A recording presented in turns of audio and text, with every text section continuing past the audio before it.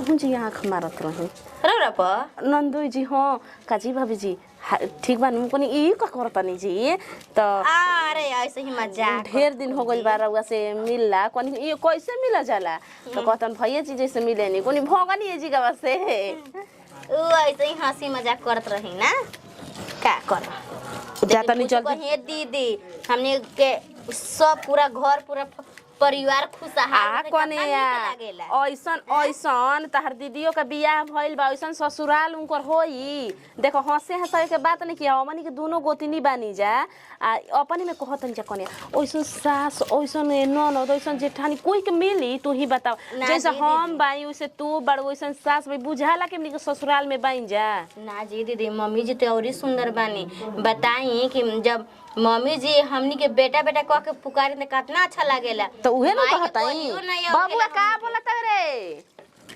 मांगता खाना का तो हो दे तनी रुक जो दाल भात बनल बटे एकरा बुझाता हूं नहीं के मछरी बनता फूफा काटी कपार पे चढ़ल बा सन तीनों के हमरो के बना के दे हमरो के बना के दे अरे जाए दी अब लइका हइए बना जाता मंगिया जना ही आगे खाई खातिर न बनता टे हैं आजी दीदी का हो तब पाहुन जी कौन पीस दे हम उहा के दिल पीस दे मैं तू कौन पीस खइबू हम तो पोछी खाई ना अब बुची जी मूड़ा खाई ना हां तो उहा के तो खूब चूसे के आदत बता उहा के मुड़े न चूसम हां तो रहो तो चूसबे करना तेकर मतलब रो के चूसे के आदत हो गेल बटे अब का करबू ए कोने हमरा मुड़वा ठीक लागेला अब ई बात बानू कि फेवरेटो बात मतलब कोई आइल बा तो ओई नहीं कि हम खइबे करम आए हमनी के भइनी जा गर्जीव न दमी पहले तो खा लेत रही जा अभी ए कोने देखो तारा से कहते बुढ़िया से कहे में लाजो लागेला जानी नु घरवा में उनका के खाना वाले के तो एनी तो खाइए लेबे नी कब कब ना घर में खाना मांगलन आ ले जानी नु देखे नी मुड़वा उनका में बन तो कनी खाए तो कहलन खा अब मुड़वे आगे हम स्टार्ट करे नी खाए के ठीक है लो बाटे ऐसने निया के कहन के हां हमरा खाइल नहीं के ओखत आदमी के सब कोई तो अपन मन पसंद खाई लेत बा हमरा कोइयो खाइल ना होला आ जीरो मरीच लेला हऊ हां जी पिसनी हम जीरा में बढ़िया सुखाल का मरचा इतना पीस दो तनी को लहरे लगी डाल दम ए बुको मसाला डाल दम जे ओए पाहुन जी के थे में भुरभुरा दे आ लाइटरिंग में जी हम तब ओने से करते लिखली है ना हमारी बाबू तब बुझाई कि सरहज लोग केतना हमरा के मेहनत कइले बई जा मछरी बनावे में हां सब कोई के खाए में ना जी ना तो मम्मी जी खिस जाए लगा ओए हे दादा उ तो आप कहन कि हमर दामादा के उठू को देलिसन हई को देलिसन ऐसे उहा के तनी तितगर कम रही उहा के ज्यादा रही तो उहा के कहम कि हमरा में तीता बना देले बई भाभी जी तीता बनल बई तब न बुढ़िया कहम कि कहां हमरा में बाटे तीता का जतनी करिया करैया उठू हो गइल होई ठीक गइल होई ठीक बा जाई मसाला लेके आवत नहीं लेकिन कुछो कहो हमर घर परिवार इतना सुघर मिलल बा ना कि का बतलावे के हमार माई बाप ना रहन जा मर गइल रह लेकिन तब पर भी हमरा तनकियो एहसास ना होला ना कि हम अपन ससुराल में बनी मायका में नहीं देखा कितना खुशहाल मम्मी जी तो एकदम माई के हमार बेटी के तरह हमरा के माने ली हमरा के ए कन्या कन्या का जनी हो का करते जब का कहन पाहू हाथ ना देबेरी हो गइल आइला अभी तक ले कुछ ना खियली जा पियली जा लेट नहीं के होत आय एहन ओही से न दमाद आवेलन जा कहलन त ससुरारी में काम लेला मांजन के जेकर कम हो जाई मांजन ना तो ना ससुरारी आवेलन जा हम एक बार अकेले रहत रही त पाहुना आवत रही त बना खिया के कुल दे एक जन दू दू गो बाई जा तबो नहीं के बुझात का जन हमर धियो का करत या का ना जल्दी से काट कुट के देही आ कब ले जालो छौको जल्दी बनावल हमर पाहुन खिस भुखाइलो खब कबे के आइल बनी आ हतन इथिए खा के बानी हलुआवे आ कचौड़िया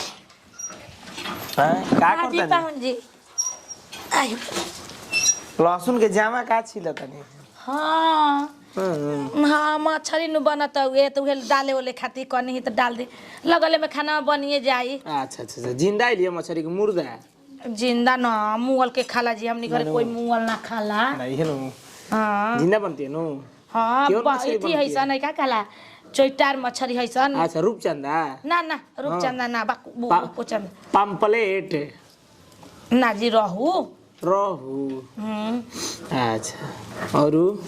और सब ठीक है बा अपने कहीं मम्मी के समाचार अपना पापा के कुल कहीं खूब बढ़िया गरम खेती बधारी के कुल खूब बढ़िया हाँ खेती बाड़ी एकदम लह लह करती है एकदम जानी कि ना आजी पाहुन अरे बुचियावा के देखे आई रंजत काहे ना ठीक भइल का भइल आ सर लइका पियो कट है हाँ हां बताई हे कहाला न तो एक बुचिया के पापा कहत रही त घर दुआर तो बढ़िया बा हो सब ठीक बा वीडियो वीडियो देखा थे कि वो तरह सर मार के बुझात रहे हीरोइन मार के बैठल बा बता हमनी के सब नस्चिन होनी है ना बुझल बात है हाँ गरम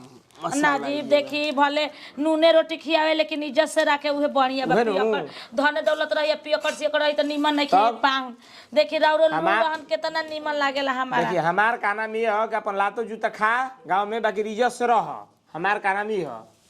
जानी कि ना बात पाहु रौरा बात खूब बनावे ने ना हम सही कहता नहीं लातो जूता खा लेकिन इज्जत से रह गांव में जानल ना हम ही हमार का नाम ये है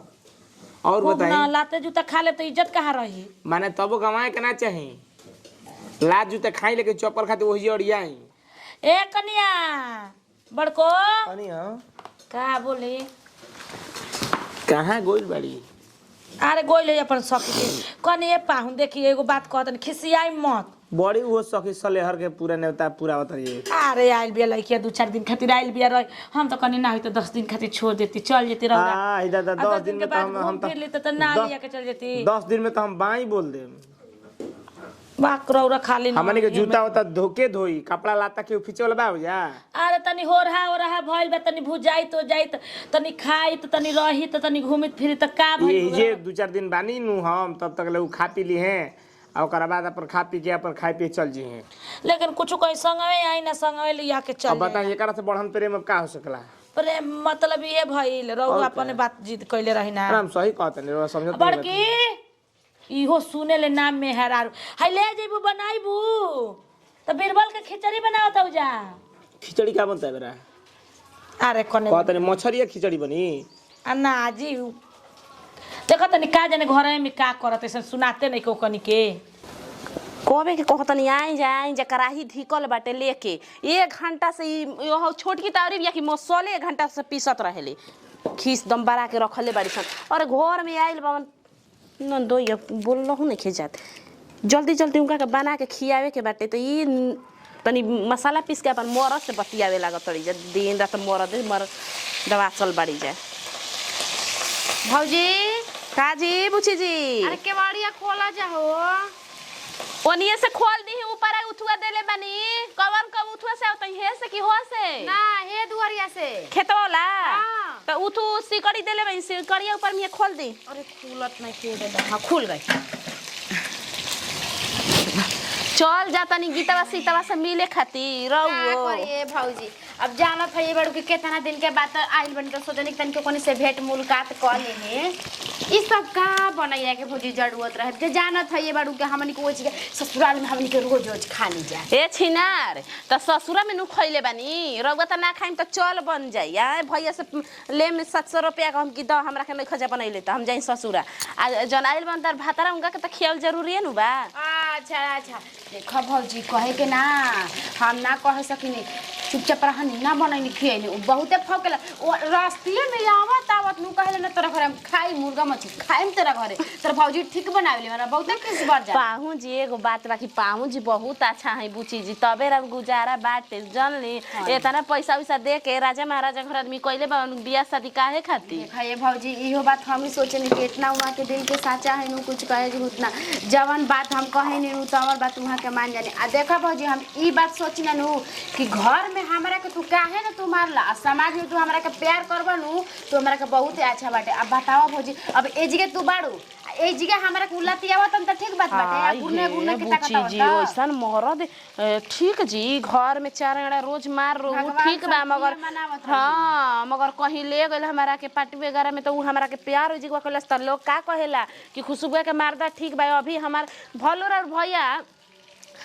डम्फर ड्राइवर हनी मगर वहाँ के जानी ससुरारी त हमरा के खुद के इज्जत देबे नी अपने बैठम नीचे त हमरा के कहतन कुर्सी पे बैठ जा तो लोग कहेला कि ओ जगह पुष्पा के मरद मानत होई कितना मानत आटे जा सखी सहेली तार भेटा थी असन त कहसन का रे पुष्पा तर मर्द कितना निक बाटे उहे भौजी हमहू सोचे नी अब देखो यहाँ कितना हमरा के माने नहीं जाने नी भगवान के दया से बस ये हम प्रार्थना करने के भगवान हमार ओइसन मर्द ना मिलल लतियावे वाला त रोज हम 4 गो गाड़ी या बात सुनल रहती दे तनी रवा के उठू हे छान के पाहुन जी के ले जाके खियाई तो देखी अपनो कुछ प्यार फेंकम उहो के प्यार फेंकम तबे न एक दूसरे से उठू रही। रोज रोज उनकर काम खियावते बानी मुर्गा मछली चाहे कुछ आज तू जा अपने हाथे साथ खियाव केवाड़ी बंद कर देते जा रोहू तो गजब गजब बात कहतनी अब हम ठीक है बात छोड़ी हम खिया दे आ कहनियो कि कबे के पूछत तनी पाहुन जी कि कहाँ गइल बाड़ी करे जो में कहता ढुकल रही उनकर आगवा पीछा रही सखी सहेली संग भेंट ना मुलाकात करी उनकर घर में हम रहनी तो आराम से बैठा रहेलन हमारा साथावा ई ना कि करहिया धी गलत हम जाना तानी कि तहार मछली ना छाने आवेला तो क्या हो ता कहाँ गुरु और ई ना कि उच्चा पर बैठ जाला लाजे शरम नहीं कि भौजी से कहाला कि बड़ बानी कि छोट बानी अरे तो भाई हम पाहुन हई ए जगह बड़ छोड़ के का देखे के बा पाहुन जी सब कोई अपने आदमी बा बाकी ना के बुझाती कुल बात है नेता का बोल लगा चुपम गिरा गर्मी न होता अच्छा गर्मी होता है और कहाँ गुरु सखी से लड़ घरे